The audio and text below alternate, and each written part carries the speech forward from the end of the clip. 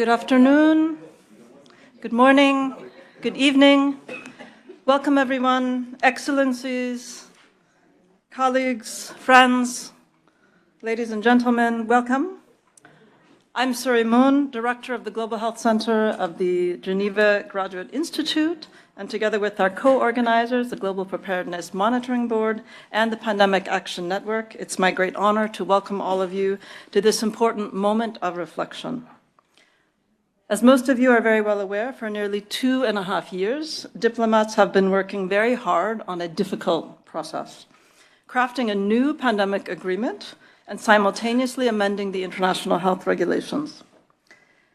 We are now at a critical moment in these talks, with just 6 weeks until the agreed deadline of the World Health Assembly. A new draft of the pandemic agreement has just been circulated.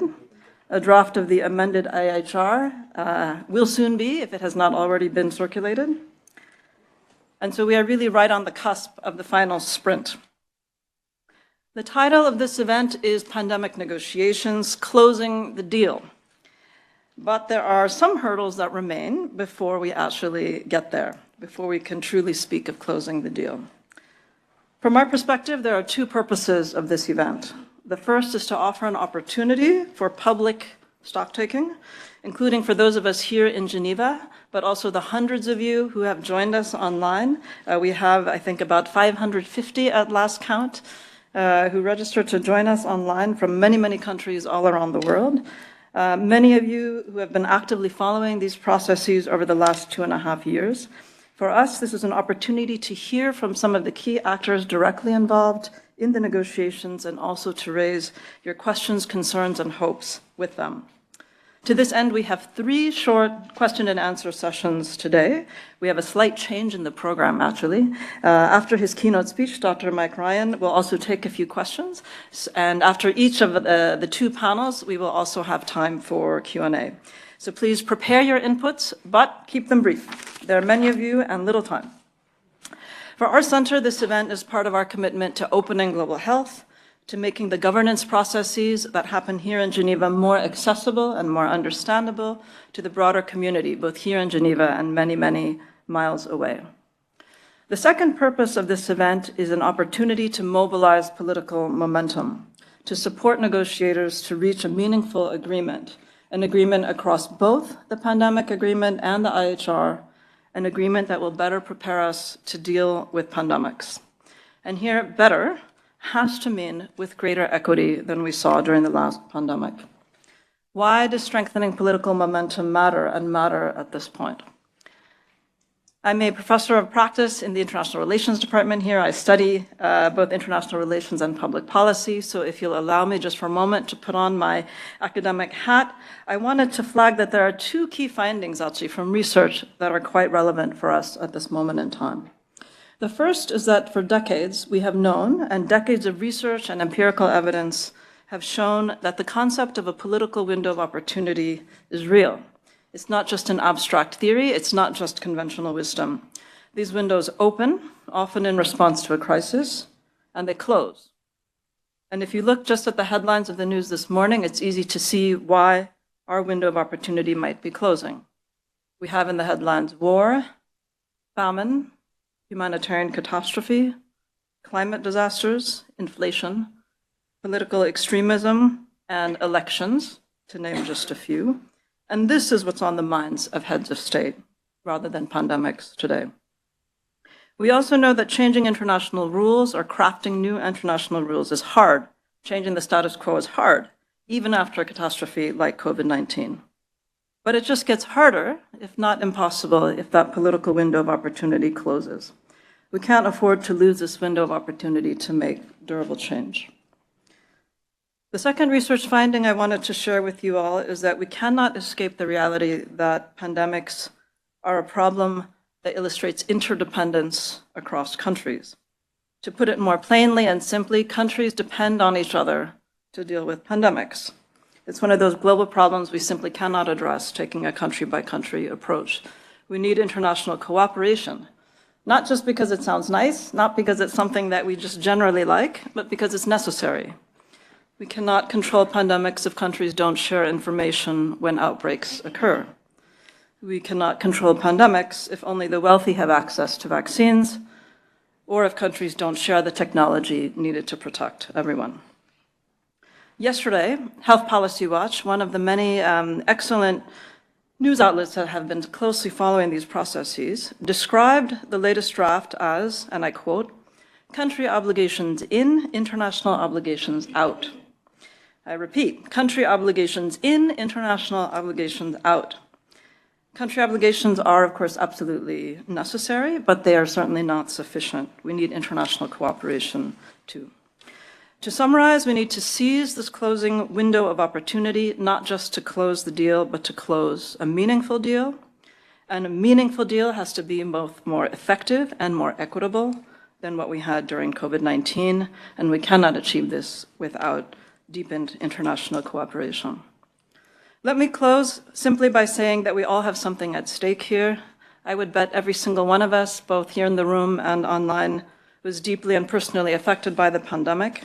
And I hope that we as a global community can mobilize the political momentum needed to support our hardworking diplomatic negotiators, many of you who have also joined us today, our hardworking bureau, our hardworking secretariat, all of whom are indeed working very, very hard night and day to close a meaningful deal. So let's take the opportunity over the next 90 minutes to get closer to that goal. Thank you very much.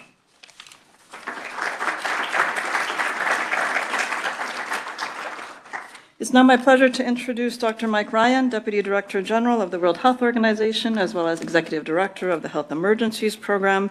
He has served at WHO for nearly 30 years. He is already well known to many of us as one of the key voices who led the world through the COVID-19 crisis. And there are few people who have worked in as many disease outbreaks, a few people who are better placed to remind us of how important it is to close a meaningful deal in the 6 weeks ahead.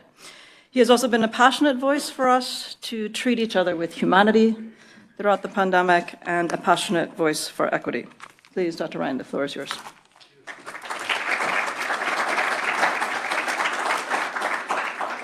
This is a first success, getting across the stage without making a show of myself. Thanks, Surya, and thank you. To you, to the Institute, to the GPMB, to the Pandemic Action Network, and to all of you who are here and online, because, you know, we're here now, and there is momentum, but the momentum provided by society is the momentum that will carry so much weight in the coming weeks, as our member states gather once again to try to agree a solemn agreement. Tedros can't be here today. He's traveling. He's asked me to pass on his best regards.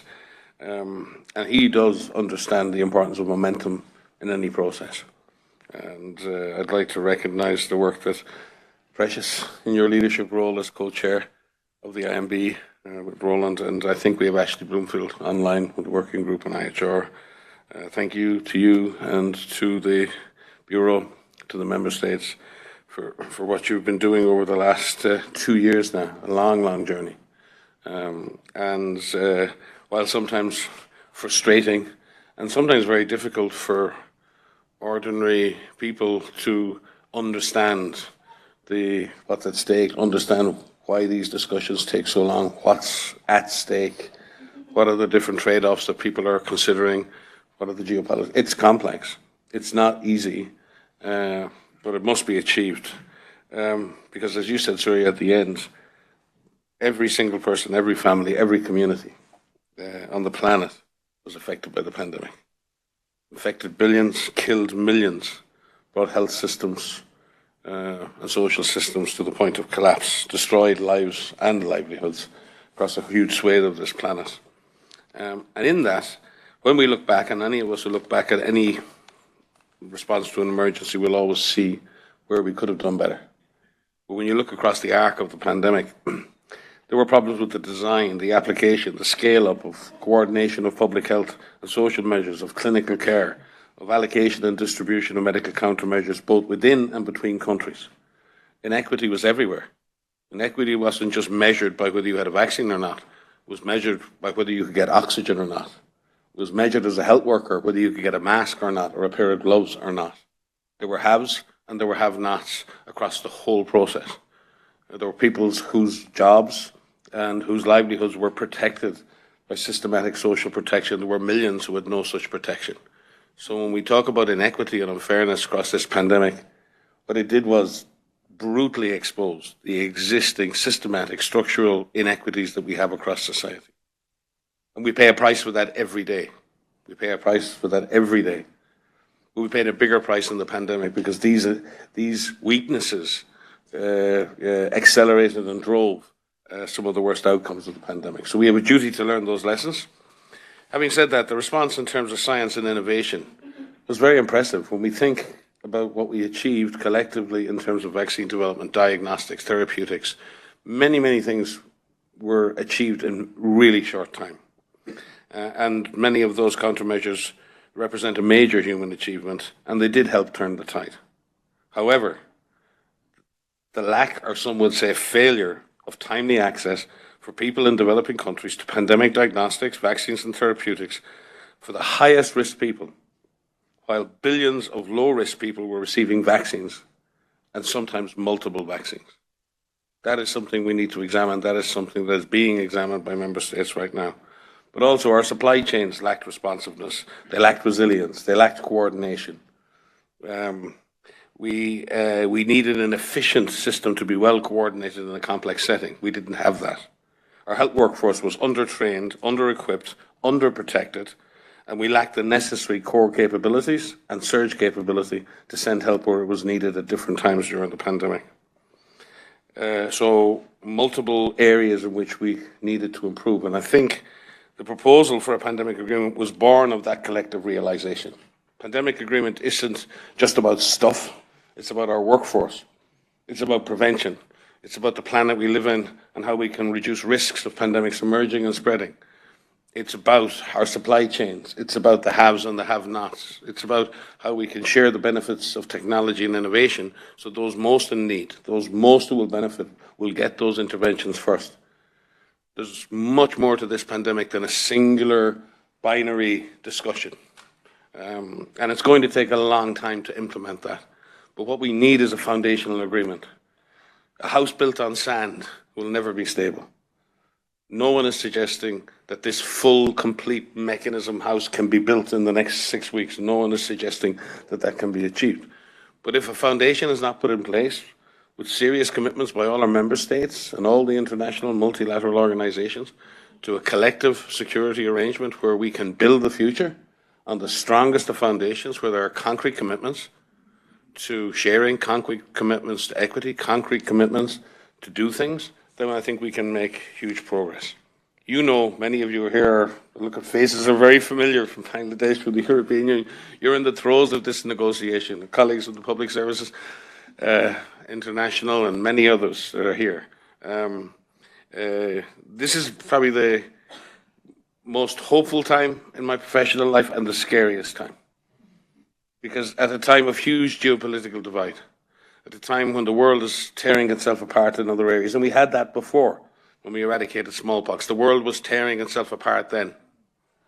And we eradicated smallpox from east to west, from north to south, because we chose to eradicate a disease that had killed billions over the centuries. Let us choose to do the same again. Let us choose to put our communities and our populations first, and at least deal with one issue for which we have the capability, the science, the technology, but lack the will so far to put in place. Thank you.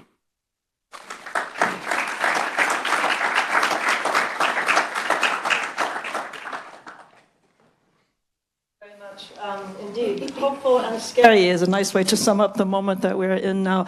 As I promised, we want to move directly into a more interactive mode, and Dr. Ryan has kindly agreed to take a couple comments or questions, either from the floor, potentially online. We only have a few minutes in order to stay on time, but I will moderate the next maybe 7 minutes. We probably have no more than that to hear from any of you here in the room or online.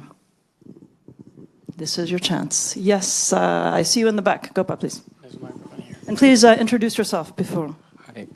I'm Gopakumar. I work with the Third World Network and have been following this process and I have seen many drafts. I think till the last one leaked in the Politico. I don't know that that's going to be the basic negotiating draft for the resumed session. But still, the question is that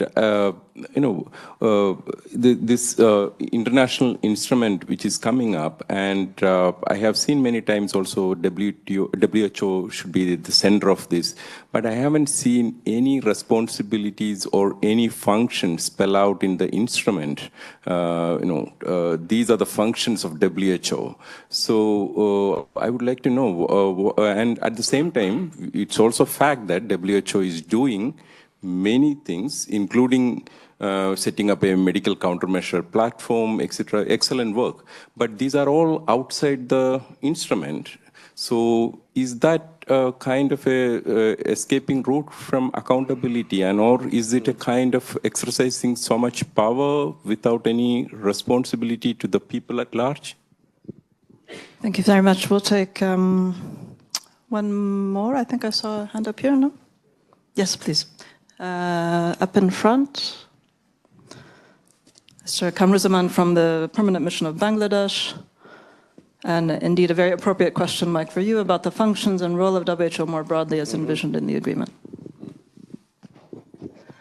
Thank you, Dr. Mike Ryan, for your presentation. As a lead negotiator of Bangladesh, I would like to know from you, what would be your suggestion to the negotiators on which they should appear uncompromising in both INB and WGIHR process? Thank you. Thank you. Okay. Very clear. And we may have time, yes, for one more. Over here to the left. And then I'll turn back to you. Hello, Dr. Flood. I'm from the NGO called CSPOC, looking at self-sustaining solutions. I gave evidence in 2008 to the Royal Society on pandemics. And what we're very worried about is SARS variants at the moment, which have a much higher R and higher mortality levels. When you're looking at societies which may be shut down, so there's no food, there's no access to resources, our conclusion at the time was neighbourliness in communities will be a critical factor driving change and survivability from the bottom up. And obviously I think women and their role as guardians of families tend to be particularly important. How are we addressing this in our modus operandi for a pandemic action? Thanks very much. Three excellent, tough questions for you. Yeah, but if I answer them in all the detail they should be answered in, then we can cancel all the other speakers. So I think I'm going to try and be fair to the other speakers by giving you brief answers. Very happy to talk offline. Well, we're going to see each other a lot over the next few days. So let me start at the end and then go back to the beginning. Certainly, the concept of community protection, if we look at the issues of the pandemic, we have a tendency in all big organizations and in science to look completely to science for the solution. And science has brought some tremendous solutions in health over the decades, over the centuries. But if you actually look at the core of community protection, vector control, water and sanitation, many of these things that actually prevent disease lie in a multi-sectoral social justice, access to services context. And we really do have to, for the next pandemic, we're going to talk about community engagement. Some people believe that's just picking up a bigger loudhailer or putting larger batteries in your loudhailer so you can shout louder at communities. You know, community engagement, community empowerment, community participation is a very much more complex challenge. But fundamentally recognizing that during the pandemic, many of our communities were on their own. They had to, and that was North and South. They had to find their own solutions, their own small and medium enterprises, their own community groups, their own sports clubs. They created solutions for themselves, and they very often lacked the resources to do that, lacked the knowledge to do that. And within that, women were a major force. Not a major force in terms of having to bear a lot of the extra socioeconomic needs. Men were probably more vulnerable to the severe outcomes for the actual clinical disease, but also seeing women and seeing society in general as a powerful actor in response to a pandemic. Because the cavalry in a pandemic isn't coming. The whole point of pandemic is pandemos. It means everybody at the same time. And when anything ever comes to your society, to everybody at the same time, you better make sure that everybody in every community has the minimum resources and resilience to act by themselves, because there is no central government that can be present to everybody all at the same time. So we've got to stop seeing our communities as beneficiaries or our communities as targets for our interventions, but see our communities as the most powerful sort of anti-pandemic response force that we have. And I think within that framework, women become hugely important at societal level. So but building up social protection, having things in place, countries that were able to deliver financial and other social protections during the pandemic came through it much better than those that could not, because the recovery periods were much shorter, and that's been well proven in many economic studies.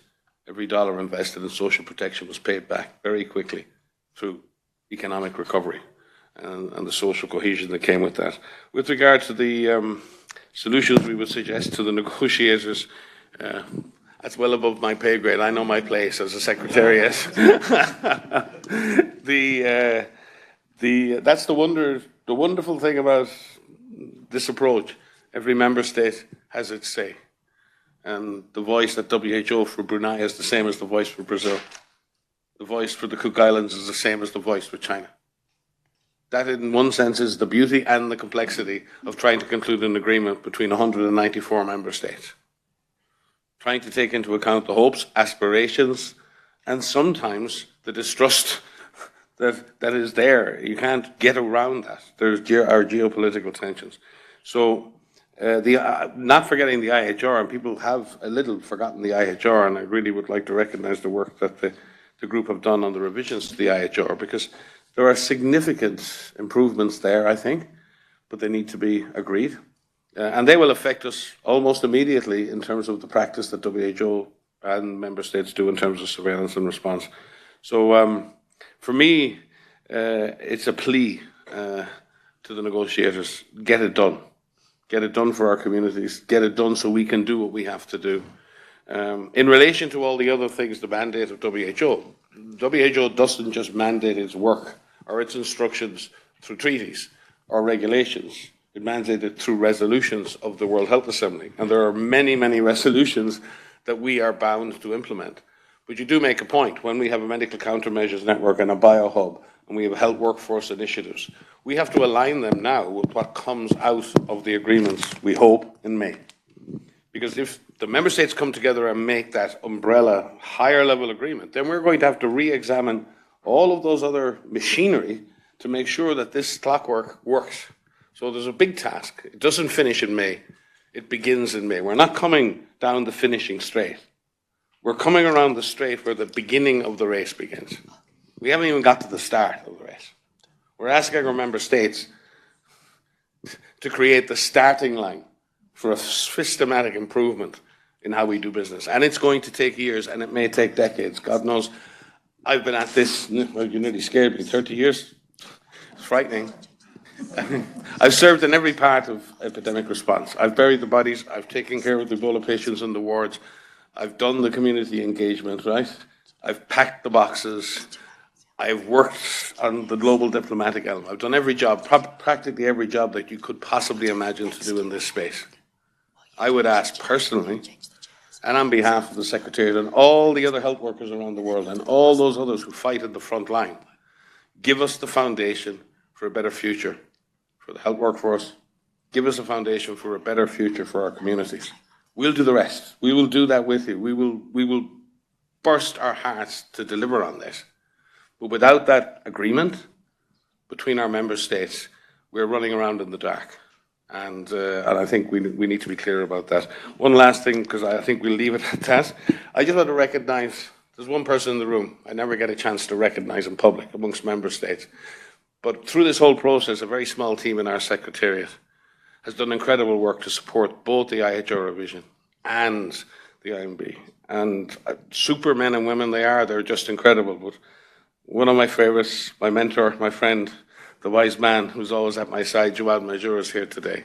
What he has achieved with a small team to support this process is nothing short of superhuman. And I just want to recognize, Jawad, today, your presence and the contribution you make, whatever the outcome is of this process. Thank you. Thank you very much, Dr. Ryan. Indeed. Give us the foundations is what he leaves us with. Thank you very much for those very clear remarks. It's now my pleasure to introduce our two esteemed moderators for each of our panels. Moderating the first panel will be Dr. Sylvie Briand, the executive head of the Global Preparedness Monitoring Board. She is also well known to many of us as a global expert and veteran leader of WHO's response to many health emergencies, including the most recent influenza pandemic, which we often forget about. The GPMB was established in response to the West African Ebola crisis to strengthen monitoring and, in my view, accountability at the global level for preparedness. Members of the board are eminent political leaders and experts, one of whom will indeed be joining us today online, and they have been tireless in advocating for a successful outcome of these talks. Dr. Briand will introduce the speakers on her panel, whom she will invite up in just a moment. Let me take this opportunity also to introduce Eloise Todd, who is our moderator for the second panel. She's the executive director and co-founder of the Pandemic Action Network, which now includes over 400 member organizations around the world. I know that Eloise is a woman of action and of impact. She's successfully advocated for policy changes, difficult policy changes in global health and international development and on the extractive industries.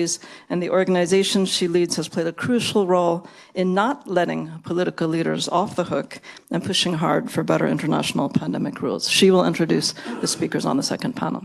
Sylvie, over to you.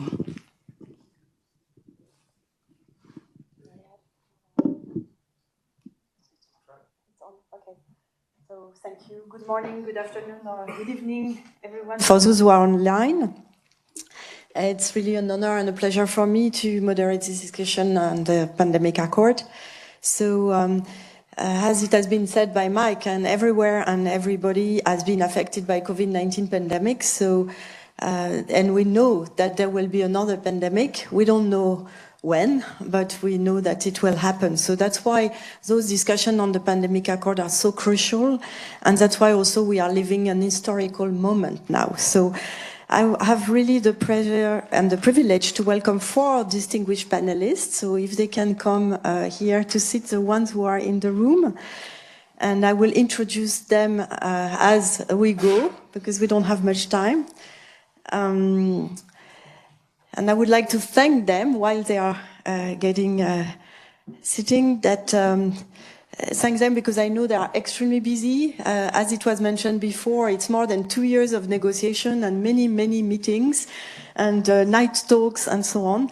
And so I know that making the time for this discussion is very important. So let me start without waiting with Dr. Precious Matsoso.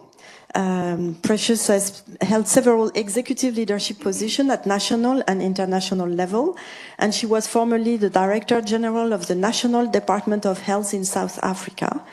But currently, and this is really important, she is the co-chair of the Bureau of the Intergovernmental Negotiating Body, INB, of the current pandemic agreement negotiation. So welcome, and thank you very much for being with us today. And so my first question is for you. As the INB co-chair and leading force behind this negotiating process for more than 2 years now, could you provide us with an overview of the progress made so far, and what has been the achievement and the milestone reached during this period?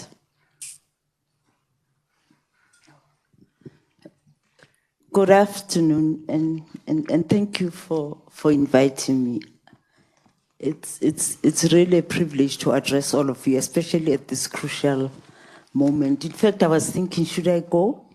Oh my goodness, I'm going to be in trouble because we have just released the draft and the draft resolution. So you're asking a very important question about whether we've achieved anything so far. My response would be, what do we mean by achievement? Achievement is it because member states have been able to identify the elements, substantive elements that must be in the treaty as determined by the special session? I would say yes, that has been achieved. As you recall, and I think this is probably one of the most complex process in that you had a decision that kind of described and confined us on what to do and how to do it and when to do it. We're mandated to come up with substantive elements, but of course we couldn't just compile a list. We had to hear from member states what they thought needed to be included in the list. And I mean, as substantive elements in the instrument, I've gone back actually to look at the platform that we developed for that, to look at what those substantive elements are. 99% of the member states said equity was important. 98% said strengthening health system was important. 97% said leadership and governance was important. And of course, finance was also identified as important. I guess in identifying those substantive elements and agreeing to them, the difference here is which one do you make obligatory? And in making them obligatory, how do you craft the text in such a way that that's acceptable to all member states? So in saying that, of course, that was achieved. Identification of those provisions of the Constitution that on which the instrument would be would apply, and whether it would be Article 19 or 21. I know that we don't get into those discussions, but they're significant and they're important because they will determine the level, at country level particularly, the level at which governments will attach significance and importance to that. So we view Article 19 as more a political provision that will be inclusive of different government departments in different countries, and Article 21 as more a technical provision. One of the member states, of course, said, if you consider Article 19, for them, because the instrument will have to be operationalized by domestication and ratification. Essentially what that means, government will attach and ensure that their budgets are allocated and appropriated to the instrument. Now, if you make provisions in terms of 19, it may not achieve that kind of standing, it may not achieve that kind of status. So for us, for this instrument, it's extremely important that member states should consider those and also look at how best we can deal with this. So those two have been achieved. But as to whether we are ready to adopt, because of course, achievement will be adoption in May. Of course, we are on the road to that. And with what is left, I'm hopeful because I see the cup as half full and I'm an optimist. I do think that we will get there. Thank you. Thank you. Keep this microphone because I just would like you, because you alluded to this process that was not so easy, but already achievement has been to put down all the topics that needs to be discussed and negotiated. But from your personal insight, as the co-chair of a very difficult negotiation and process, what are your personal insights and learnings that we have for the future that you can share with this group? My learnings are how not to do it. I mean, firstly, if you look at, I looked at the CBD in treaty making, what they did. Of course, they set up an expert a group of lawyers. They said, produce the text. Now here, we had a clear mandate on how to do it. And I think it was kind of restrictive and it was limiting. It made it extremely difficult because you work within certain parameters. You didn't have a clean page from which to work from. And from that perspective, I guess it sort of changed the way we worked. The second is, I also think as a bureau, and I'll be in trouble for this, my bureau members are gonna kill me, but I'll say it anyway. You know, sometimes the bureau, we think that we must hold the pen. And it's important that sometimes we allow the member states to hold the pen, let them write their stories and agree amongst themselves on how to do it. And it's that balance, because we also, as a bureau, we're looking at the timeline, we want to see this happen, we want to meet the deadline. At the same time, member states see themselves as doing it, but they can't agree amongst themselves. Secondly, I've also established that sometimes member states avoid talking to each other. They avoid negotiating amongst themselves and negotiate through the bureau. And the more they talk amongst themselves, the more they engage each other, the better, because that text will be owned by them. And I think that's, this is what I've learned, this is what I've established, and I'm just talking from my learned experience. So lastly, I've also established that, you know, we have language that has already been agreed in other legal instruments, and one would ask, but why would a member state shy away from accepting and adopting and using those kind of a text that has been agreed elsewhere? And it would make this work even easier. But we know there's policy incoherence, and how do we bridge that? How do we address that? There is, you know, lived experiences. There are also aspirations. But what is practical, and how do we make this practicable as best as possible? You know, we can be aspirational, and I agree we should, but we should also be practical and be pragmatic about what is it that we can do, what Mike described earlier, all of us experienced, and how can we come up with practical solutions that can make the world safer and also fairer. Thank you. Yeah.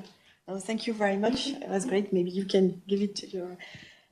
And we all agree that having a negotiation with 194 member states that are very diverse and diverse contexts is not something easy, but being pragmatic and practical, we will certainly find a way. So thank you very much for your insights and to lead this process. And now let me turn to Excellency Ambassador Daka. You are currently the permanent representative of the Federal Democratic Republic of Ethiopia and to the United Nations office in Geneva. And Ethiopia has been one of the countries actively supporting the working group on Article 12 on the PAPS, access and benefit sharing system. And so, Ambassador Daka, welcome and thank you for being with us today. And my question to you will be a little bit along the lines of the question I have asked to the co-chair. But really, now that we are 6 weeks away from the 77th WHA, and we have still one more INB negotiating session starting at the end of this month. So in your opinion, what are the critical issues to address and the steps that need to occur in the remaining time to finalize this text of the pandemic agreement? And what are your expectations, from your perspective, of course, about the near future? Thank you, Dr. Sylvie Brian, for the questions.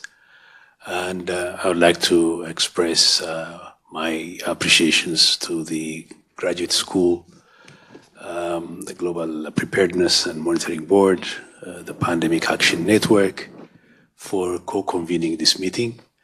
And let me just go and try to address the issues you've mentioned. I believe there is an important decision that is on the table right now, and that is, do we want a pandemic agreement by May 2024? For us, the answer is yes. We want a pandemic treaty, but a pandemic treaty that is responsive to the lessons from COVID-19 pandemic. And a treaty that would make our world better prepared and deliver the mandate and expectation of operationalizing equity. We believe the differences are in the text are not huge. They are mainly differences of ideas, and they're not that many. So essentially, we can come to an agreement or to, and the critical actions, in my view, would include the following. Number one, we need to have an actual negotiation by member states with a holistic view on the entire pandemic agreement. We should not be dwelling on certain specific articles where we have differences. I think we need to go back to the mandate. We want to address the issue of equity, and we need to have that holistic view. We need to be clear on the individual and collective responsibilities and expectations. We need to have a balanced approach between the requirements or obligations and provisions that support and finance the implementation of the pandemic agreement. Second point, we need to have greater flexibility from member states that mirrors the initial political will and commitment to meaningfully strengthen global preparedness and effective response. This is basically what I mentioned about the equity. If you remember, at the height of the pandemic, there was an op-ed between European and Global South leaders on the importance of preparedness and having an effective response. So that should be coming. Number three, member states to build on the progress thus far and address the sticking issues ahead of time. We already have, not everything is not bad, not everything is also good, but we need to work on the sticking points, and that we know that substantive discussions need to be concluded by May 5, so we need to work on that. Another point, and the final point that I would like to, another point that I would like to add is high-level political engagement to give negotiators the power and flexibility they need to make compromises and find consensus. We are at a stage where we need to make decisions. We need to open direct line of communication and provide political backing to negotiators so that we have solutions. Finally, I wish to address to the co-chairs to further engage member states to address substantive elements early, to build bridges, and exercise their special role to making a deal by May 2024. I think let me stop here. Thank you. No, thanks a lot for your contribution. And as you highlighted, I mean, the glass is not completely full yet, but we are in the good process, and a few elements will help us to reach the stage of the May 2024 discussion. So thanks a lot for your contribution. Let me introduce now Excellency Ambassador Ananda Goreli. So Ambassador Goreli is currently Australian Ambassador and Permanent Representative to the United Nations and the Conference of Disarmament in Geneva. And Australia has also been very actively involved in the working group on Article 12 on PAPS, but it's also co-chairing the group of Friends of One Health together with France. So Ambassador Goreli, welcome for being with us today, and thank you. And my question is along the lines of previous question, but really getting your perspective, because as we assess the current stage of negotiation so far and the prospect of discussing the new text at the INB session end of this month, from your perspective, what are the critical points that need more attention and the steps and action that are available to the negotiator to bring the process to a positive conclusion? Great. Thank you very much, Dr. Sylvie, for your introduction. And I'd like to echo my co-panelists in thanking the conveners of this event. And we're really conscious that the urgency of these negotiations over quite a short time frame have meant the opportunity for these sorts of multi-stakeholder consultations has really been limited. So it's great to see such strong attendance here today, and we really appreciate being included.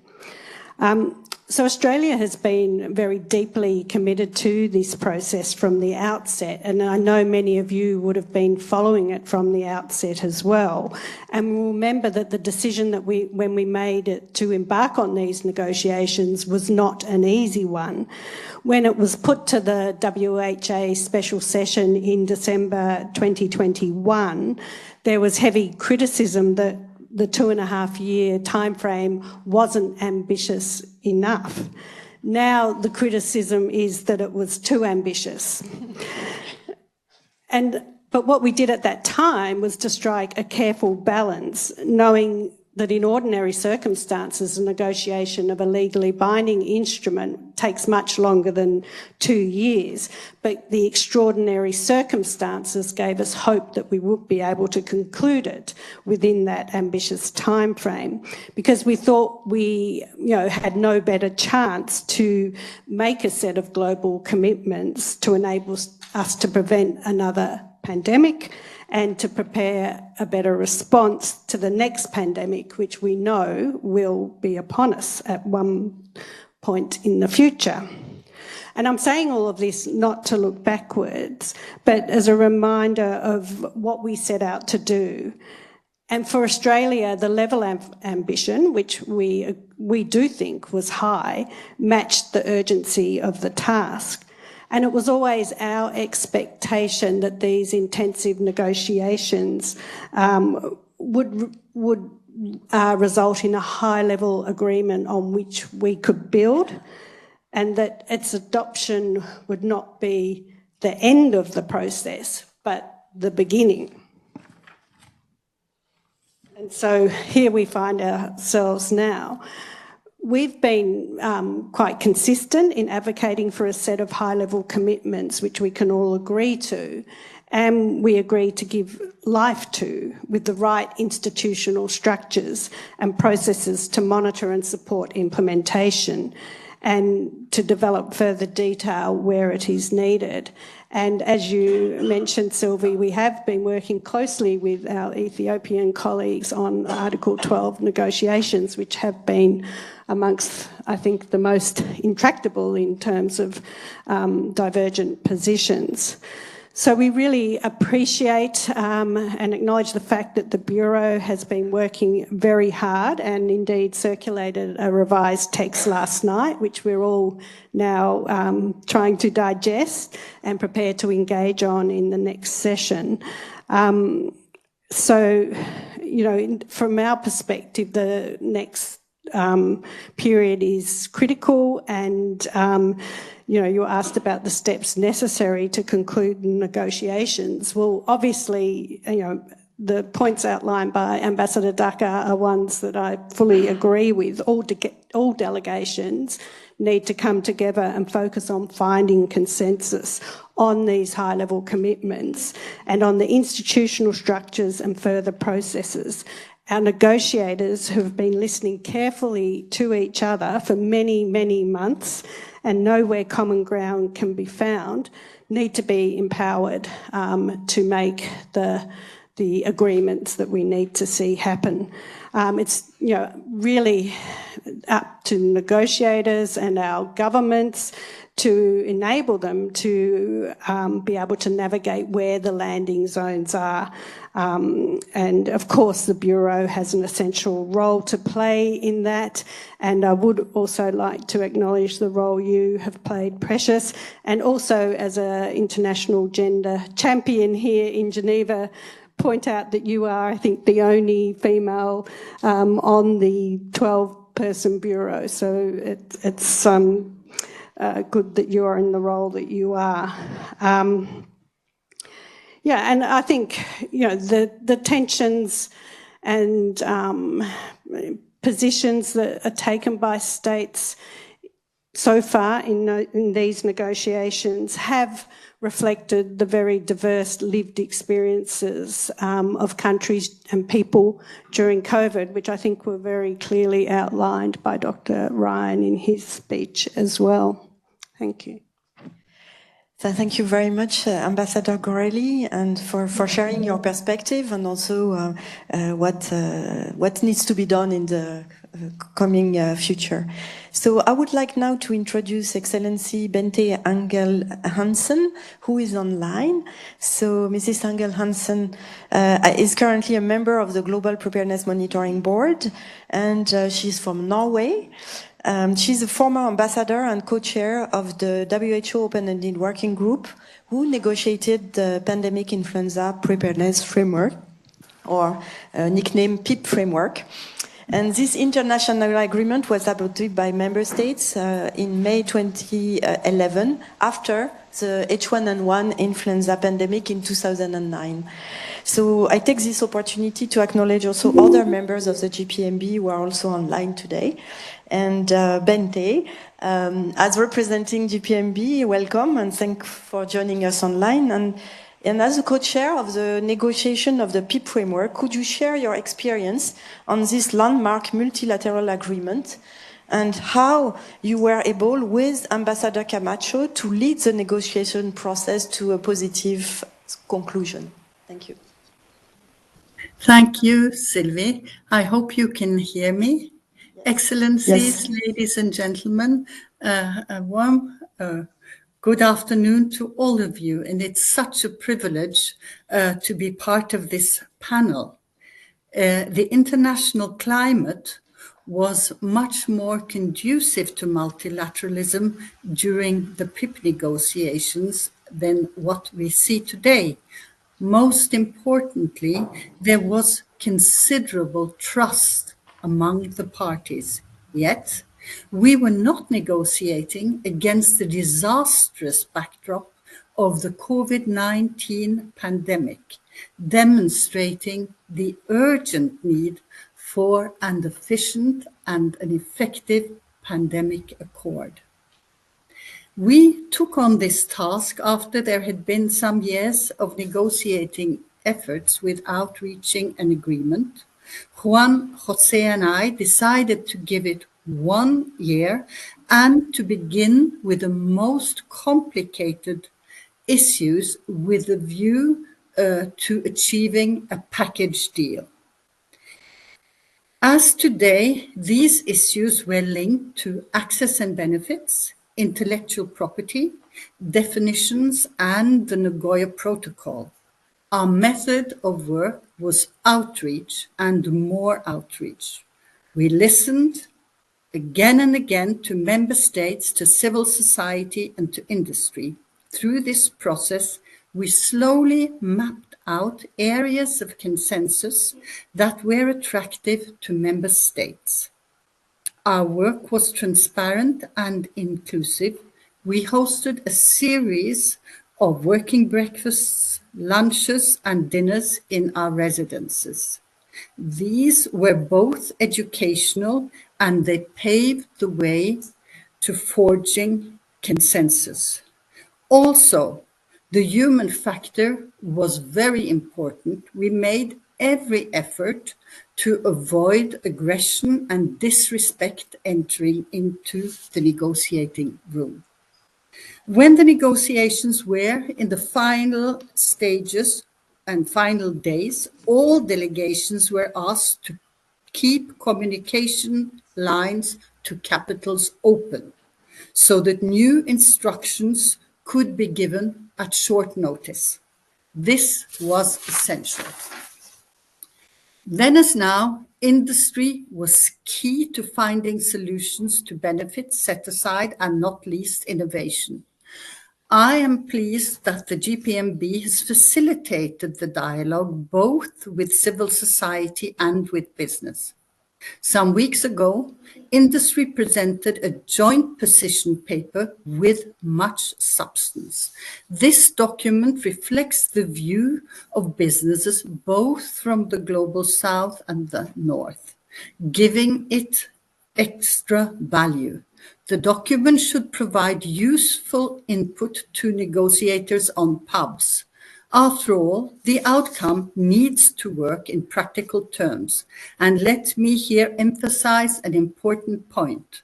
When public money in the form of state aid is used to de-risk research and business innovation, the results of those efforts should be transparent and open for all to make use of.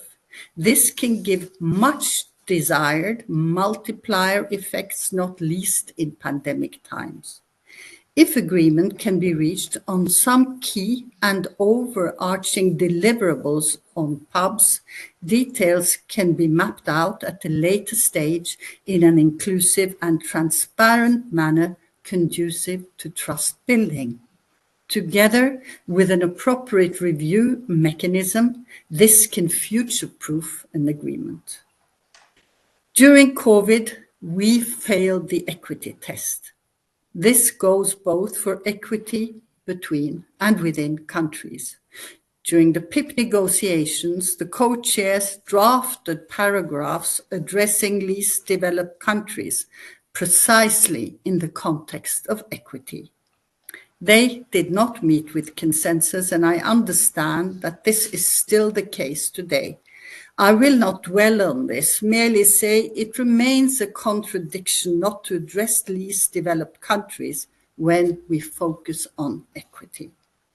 To the negotiators, I would say, continue to coordinate closely with those in capitals responsible for TRIPS and the Nagoya Protocol to avoid problems that have the potential to derail the talks. Let me close by saying that we have a unique chance to demonstrate that the multilateral system under the auspices of the WHO can deliver results. Results that will benefit global health, meaning all of us. I want to compliment the negotiators, the Bureau, and the co-chairs for their hard work, and also, of course, Dr. Tedros and the WHO. Everyone has a role to play to make these negotiations the success the world needs. The GPMB remains committed, both in the short term and in the long haul. Thank you.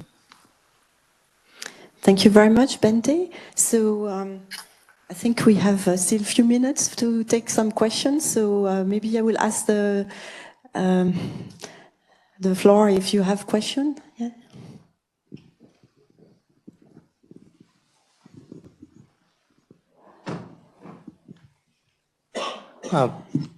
Well, thank you so much for giving me the opportunity to ask a question. Of course, thank you so much for the conveners and the panelists. My name is Dr. Nelson de Rosales. I represent 4PAWS. And we have been talking a lot about Article 12, and we're talking about PAPs, and we're talking about the issue of preparedness. But for us, and I know that I'm speaking for a lot of countries, a lot of people in the world, we don't want to see again another pandemic. We want to avoid having another pandemic. What are your thoughts about, in the latest draft, about One Health and prevention? What needs to be done in order to make sure that we get an agreement on that particular topic? Thank you so much. Maybe we can take another question here, then second row. And then I will ask the panelists who wants to answer, and so if you feel like answering those questions, thank you. And okay, thanks. Thanks. Ricardo Matute with DNDI. I'm going to try to be short.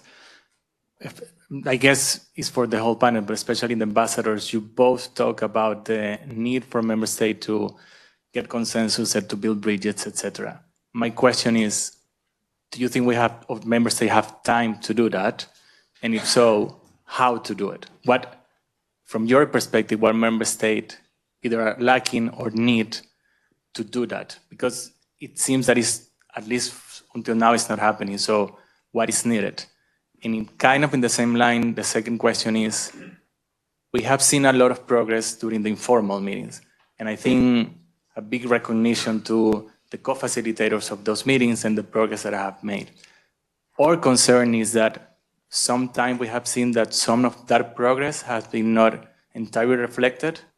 And the question is how we can ensure that the progress on not only in the informal, but in general, that agreements or consensus that member states have achieved, how we can do something to not lose that progress. Thanks. So, and maybe I will take some questions from the chat. So there are many, so we obviously we cannot address all of them, but there are some questions about language in the text, about human rights. There are also questions about how can we include much more communities and civil society and grassroots organization in the design of the text. And there are also a number of questions about the fact that the text doesn't seem to address specifically the most vulnerable groups.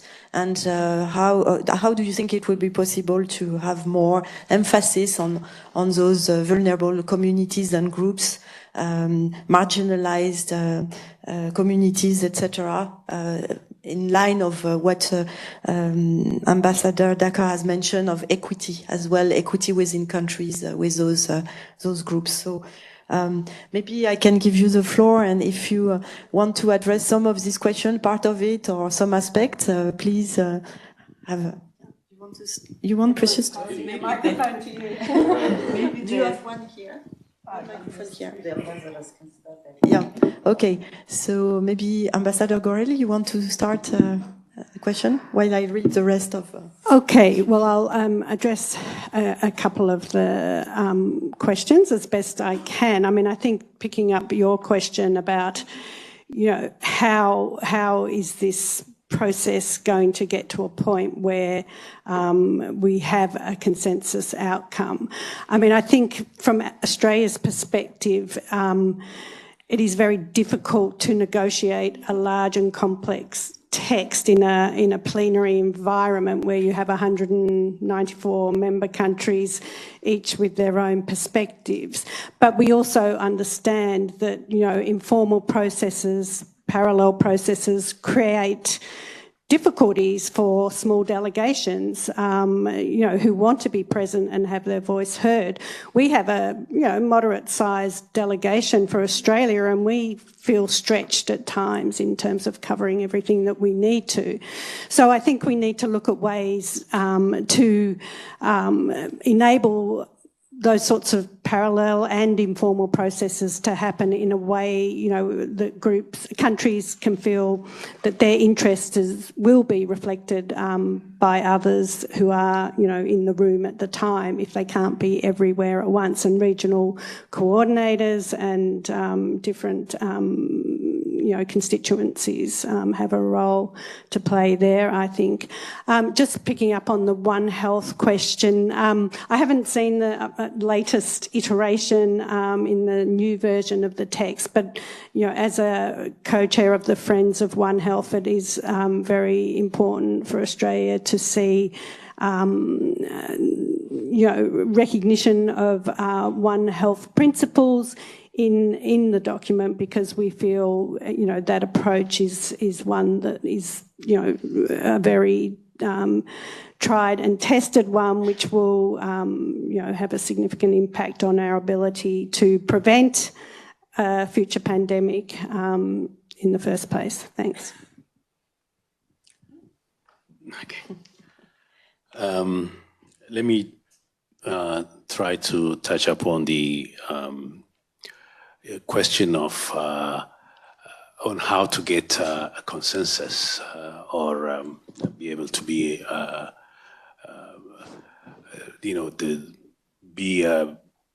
bridge the gap in such a very short period of time. I don't think there is a very smart answer to this, but I think that where there is a will, there is a way. This agreement is an opportunity to show the power of multilateralism. I mean, as Madam Bente had been talking about. And we have what we call the spirit of Geneva here. It's always a give and take. We need to be able to reach across the board and understand the other side. And most importantly, it's important to understand why we are negotiating in the first place, why we started this process. And we go back to the equity issue once again. And the need for global solidarity and multilateral solutions that transcend boundaries. There is no us and them in such a situation here. So there is a pressing need to address global health security. So this is very important. And may I take this opportunity to address another issue which I was supposed to respond. I forgot. You said expectations for the future. Yeah. Just briefly. One, the minimum expectation for us is a conducive ecosystem for enhancing regionally distributed local manufacturing. Number two, a multilateral pathogen access and benefit sharing system on equal footing. Number three, clear and concrete commitments to sustainably and predictably finance the implementation of the agreement and the flexibility for availing immediate surge finance for timely and effective response. Four, health system strengthening with a focus on the health and care workforce. And finally, governance arrangement ensuring sustained political commitment by all parties. I'm sorry if I took time. No, thanks a lot. I think these are very important elements as well. So, Precious, do you have other comments? Perhaps just one or 2 points. The first is, how do we see this process unfold and take us to the finish line? I think beyond just having the informals, we need bridge builders.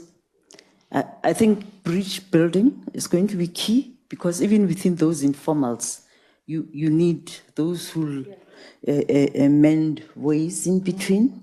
And if we don't have that bridge building, and especially for those difficult areas, we will still not get to the finish line. As most of you probably saw, twins were born last night. The pandemic agreement and a resolution. So the birth of the resolution and the the agreement coming out at the same time is precisely to show that level of commitment, to say we're already anticipating that there will be an agreement, and we are already anticipating that there will be an adoption, and we are already recognizing that there will be further work that is needed. Like Mike was saying, this is not the end, it is just the beginning. And in preparing for the beginning, we've mapped out steps, and I'm hoping that those steps will be an encouragement to sort of foster some enthusiasm in this process. Thank you. Okay. No, thank you, Precious. So we see that we are reaching not the final line, but the departure line, which will be in May. For this, we need more informal conversation and negotiation. We need bridge builders as well. And we'll need probably a higher political engagement, and always focusing on the key values that are driving this process, which are equity, solidarity, and multilateralism. So with this, I would like to thank all panelists. Thank you, Bente, online as well. And I think we have to give the floor to the second panel because time is very short. So thank you very much, everyone, and the panel.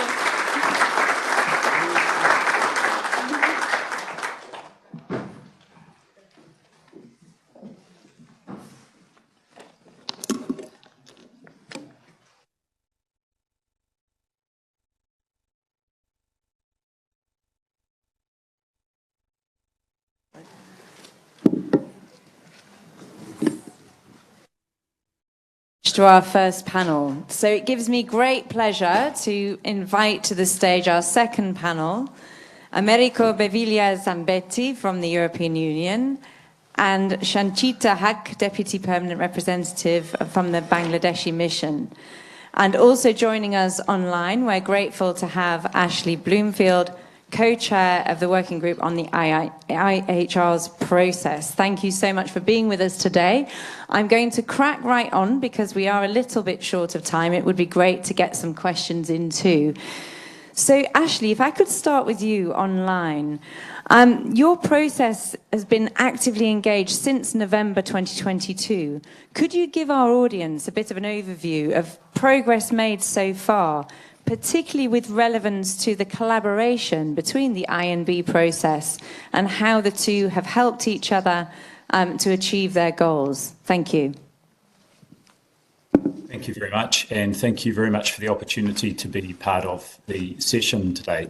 I'm beaming in from Samoa. It's very late at night, so I hope I can make some cogent comments and contribute to the discussion. So next week we have our 8th WGIHR meeting, and there have been, I think, two things we've focused on in the first 7 meetings. The first is for our part as a bureau to make sure we have built trust in the process and in the method of work that we've adopted to look at the over 300 proposed changes that were put to us and suggested by member states. And a key part of that discussion was an expectation that we would work closely with our colleagues in the INB Bureau. There's no doubt that there are what we call issues of common interest across both processes. And I guess I want to acknowledge Roland and Precious, as well as the members of the INB Bureau, who've had, I think everyone would agree, a more difficult task than we've had in the WGIHR, because they were starting with a blank canvas, and the expectation to develop a new agreement within a relatively short period of time was a very high one. So we have worked alongside them. We have communicated regularly. We've met as two bureau regularly to ensure that our work has remained aligned and coherent. So saying, they are distinct mandates, and over this next 3 weeks, it will be up to us to ensure that we do everything we can to conclude both processes whilst remaining really closely aligned to ensure that on those matters of common interest, there is coherence and we get the best possible results from both processes. Thank you so much. Coming to the room here, Shanchita, I'd like to turn to you first. If you take a step back from the detail of the line-by-line negotiations and consider the process overall, which significant elements on the table, if you've had a chance to look at the latest, do you find most meaningful? And if we're thinking about that bridge building that Dr. Precious talked about, how do we make progress from where we are now to where we need to be?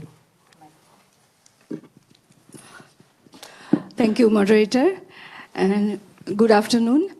I'm very happy to be here, and I would like to thank Graduate Institute for organizing this event. This informal way of meeting and exchanging views is really, really helpful, particularly at this critical stage of the negotiations on IHR. I would like to say that these IHR negotiations for its amendment, this did not happen in a vacuum. It had a very difficult context, and which is the pandemic, COVID pandemic. And we witnessed during the pandemic that how inadequate the global public health response is. What are the fault lines of the global health governance, and how inadequately we are equipped to respond or to prevent a pandemic. So, and also we saw the limitations of IHR, and that led us to the decision of amending the current IHR 2005. So we have to remember that why we even started this amendment process. There was really very good and strong reasons and compulsions to do that. Now the countries have proposed amendments, and to answer to my moderator's question, that the significant elements or important elements that I find in the proposals are basically broadly two. First is our developed country partners and colleagues, they have proposed surveillance related matters centering around the One Health approach, which is very, very important. And secondly, the proposals of the developing countries, which is how to strengthen the public health response and how to bring equity, and also how to ensure access to pandemic products. So broadly, these two are the most important elements for me for this negotiation. And if I elaborate a little bit on these two proposals, the surveillance related matters and strengthening of the surveillance related matters, this is really very crucial. We are not against it. I mean, when I say we, it's not, I refer to the developing countries. But we think that this is one of the many ways to strengthen our response to public health emergencies or pandemics. And this is actually a horizontal, this is actually a vertical approach. But what we need a horizontal approach, and that is how to strengthen everybody's access to public health care and facilities. And so I would also like to share with you our views of the developing countries on this amendment of IHR. What are our proposals? I mean, what we would like to see in the amendment. And when we do the amendment, the first thing that we would like to see is the strengthening of the health system. That means that the capacity of the public health response and healthcare facilities must be strengthened, and it will have to be strengthened at every level. And strong healthcare facilities is the only way to prevent the catastrophic consequences of the pandemic. And second important element for us is ensuring equitable access to medicines, vaccines, and diagnostics. And one of the ways to ensure that is what Ambassador of Ethiopia said in the previous panel, is manufacturing capacity. We have to recognize that there are countries who have the capacity and to manufacture. So how to really utilize those manufacturing capacities, and how to strengthen and how to increase the number of manufacturing facilities. One of the revelations of the pandemic was that there was really scarcity of vaccines and a very, very tragic limitation in accessing the vaccines, particularly for the developing countries, least developed countries like mine, Bangladesh. And the third thing that I would like to highlight is that the financing. One of the limitations of IHR was the implementation, lack of implementation by particularly the developing countries of IHR. And why did they fail? They failed because there was no support. And Director Mike Ryan mentioned about individual obligation in, that is country obligation in, and international cooperation out. So I would like to say that international cooperation is the cardinal objective of this process, and to fill out the gaps in the public health system. international cooperation is essential, it's must. And one of the objectives of IHR negotiations for amendment is this one. So, so I would like to stop here mentioning these 3 points that I think can really make meaningful changes in the amendment process of IHR. Thank you. Thank you so much. Americo, Minister Councillor for the EU, with your deep involvement in the INB process, can you talk a bit about your view of which elements of the proposals are advancing our goals of improving pandemic prevention, preparedness and response globally and are really driving progress in the right direction at this crucial time? Thank you very much. Thank you for the invitation and for the...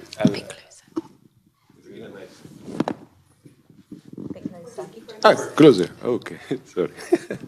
Okay, so again, thank you very much. Thank you for the invitation. Thanks for the organization of, as always, very interesting event here at the Graduate Institute. We always thought that the international health regulation is basically the cornerstone of our legal framework for preventing the international spread of diseases, and we thought that, in light of the COVID experience, it was important to revisit the instrument and try to make some useful improvements across the instrument. So we looked at, of course, broadly speaking, how to strengthen implementation of the instrument, how to improve early detection and information sharing, how to promote increased transparency and effectiveness when it comes to also the administration of the instruments, and promote the use of digital tools. So in a sense, a set of improvements that can make the instrument more effective. And that, of course, came directly from the experience in the COVID pandemic, where perhaps the instrument was not as effective as many would have liked it to be. We have made several proposals on our side. Many member states made proposals. So I think there was a very good involvement, and we feel that the work that has been carried out has helped us sort of focus on a number of elements that will make a good impact on the ground. We would have liked perhaps some to be a little bit more ambitious, but nonetheless, we are very, how can I say, satisfied with the way the work has been conducted, and of course, we are very grateful to Ashley and to the Bureau of the Working Group for very excellent work. So we are now in the last stretch. We think we have a crop of amendments that are good and will help improve the effectiveness of the instruments on the ground, and we hope that we can bring it to a successful conclusion. Again, we would have liked to be a little bit more ambitious on a number of fronts, but nonetheless, I think there is a good result for the taking in the next few weeks, and we hope we can bring it to the finishing line. Thanks. Thank you. And I think many would want you to keep up that sense of ambition despite the short timeline on key things, including equity. If I can just ask for hands in the air, we've got time for a couple of questions before our closing remarks. In the back, third row from the back. Yes, in the back over here. Hi, Hala Mine of the One Goal Initiative for Governance. I would like to ask if what the role and regulation of AI will look like in this framework. Thank you. Thank you. I'll take one more question. Any more takers? If not, there's a question in the online chat about the release yesterday of the US Global Health Security Strategy and the potential impact on the pandemic treaty negotiations. But I don't know if anybody's aware of that. It's a bit of a tricky one. Would anybody like to take the question on AI? Ashley, may I go to you, Dr. Bloomfield? Thanks very much. Yes, I'm happy to make a comment or two, and that gives me a chance to just perhaps add one or two other things in. AI is not mentioned specifically in the international health regulations at the moment, and nor in any of our amendments. And I dare say the question about the regulation of AI is a rather large one. And I think it's one that many countries and blocs and jurisdictions are grappling with, certainly well beyond the health system. So it's not something that we have dealt with specifically, and nor was it a proposal that was put forward by any of the states parties. So saying one of the amendment areas is around ensuring that the IHR are future-proofed in terms of being able to accept and function and support both digital and non-digital documents, which is an update that certainly welcome. Just a quick comment on the ambition, really, of what we're trying to do.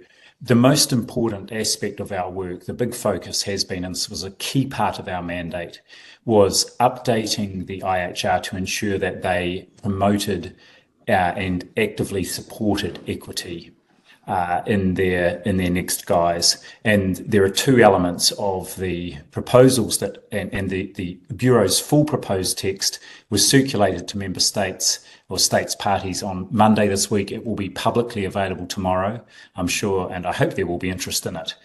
The two key elements are some additional paragraphs in Article 13 that are very specific around equitable access to health products and obligations on wealthier countries, developed countries, to support that, and strengthening the role of WHO and the Director General in supporting that. And the second really important element, and this has been raised, is helping to ensure more predictable and sustainable financing for IHR implementation, and particularly for core capacities building. And there's been quite a lot of discussion. Both these issues we discussed at our special day on the 8th of March, and we've included several paragraphs in Article 44 that are intended to absolutely strengthen the availability, the certainty, and the sustainability of financing for IHR implementation. Thank you. Thanks very much. If I can come back to our speakers in the room, just to give a couple of final thoughts, whether it's on AI or anything else to do with our current negotiations, and then we'll move to closing remarks. Just to say that, of course, we thought that moving the IHR towards the digital world was a key objective, and and together with some colleagues from other delegation that saw the same potential, we have tried very much to advocate in that direction. The shift is there in the current text. We would perhaps would like to be a little bit more ambitious in terms of trying to promote this outcome as rapidly as possible. Nonetheless, I think it is important that we have it. Of course, it's just a sort of a baby step towards this new world of artificial intelligence, but I think it's important to make the first step, and we are glad that that seems to be something that rallies consensus across all delegations. Thank you. In my closing remarks, I would like to say that IHR, it's a very technical document, and it's doing quite well around the surveillance related matters. However, we have to remember that this is not a new document like the pandemic instrument. We have not started from the scratch. So what we have before us is we can amend it so that something very tangible is with us to tackle the next pandemic if it occurs. When we see that the impact of pandemic is not disproportionate, the response is not unequal, and recovery is not, uneven. And all countries have this capacity to combat the next pandemic, or even any health situation, pandemic-like situation. It should not escalate into a pandemic. That is what we can expect only when we have a very strong and a very comprehensive public health system is in place.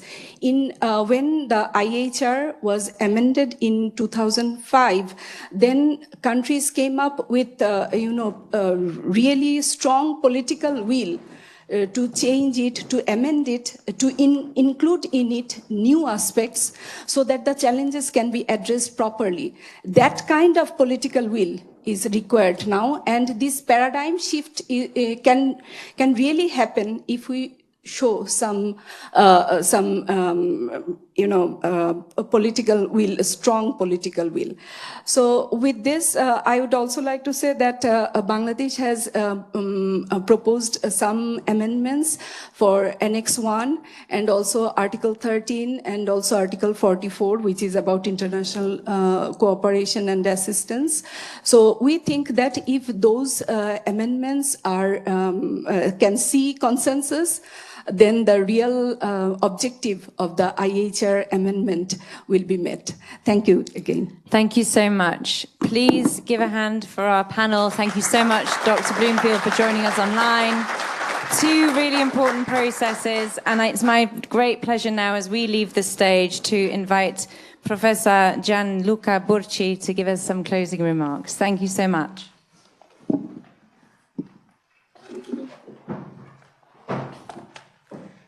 Thank you. It's always an ungrateful task to close the meeting because we are slightly after the projected time, but also I think it's fair to say a very rich, very interesting discussion. I was furiously taking notes, so I won't even try to really summarize the arguments that came out. But if I can, just a few points.